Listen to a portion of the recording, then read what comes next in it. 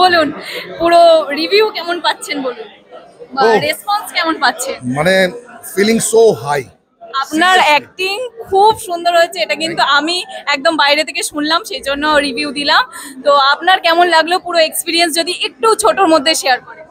মানে first feature film আর এইভাবে response, seriously I am very excited. আর মানে এত প্রাউড ফিল হচ্ছে খুব।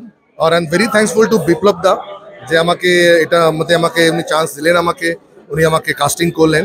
আর আন্না ভাই যে পপুলার হচ্ছে, আমার লুকস, আমার হোয়াইট বিয়ার্ড, সবাই বলছে কি ইন্ডাস্ট্রিতে একদম।